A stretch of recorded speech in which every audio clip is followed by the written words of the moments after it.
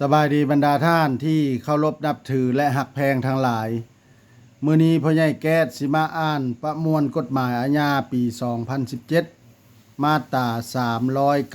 397 การให้การช่วยเหลือผู้ที่ถูกกักตัวกักขังดัดสร้างหรือผู้เข้ารับการบำบัดบุคคลใดหากได้ให้การช่วยเหลือผู้ถูกกักตัวกักขังดัดสร้างหรือผู้เข้ารับการบำบัด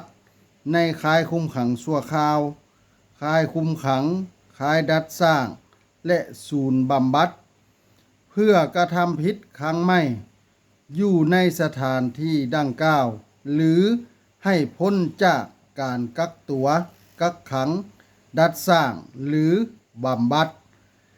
จะถูกลงโทษตัดอิสรภาพแต่2 ปีหา7 ปีและจะถูกปรับใหม่แต่5 ล้านกีบหา10 ล้านกีบในกรณีมีการจัดตั้งเป็นกลุ่มได้ก่อความเสียหายอย่างหลวงหลายได้สวยใช้สิทธิหน้าที่ตำแหน่งในการกระทำผิดได้ให้การช่วยเหลือผู้ที่ถูกศาลตัดสินในสถานการกระทำผิดต่อความสงบของชาติหรือผู้ที่ถูกศาลตัดสินลงโทษประหารชีวิตจะถูกลงโทษตัดอิสรภาพแต่5 ปีหา12 ปี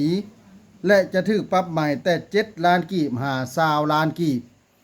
ถ้าถึกใจให้กดไลค์กดแชร์กดติดตามพ่อใหญ่แก๊สเด้อถ้าอยากให้พ่อใหญ่แก๊สอ่านกฎหมายหยังมาตราใดให้คอมเมนต์มาเด้อขอขอบใจ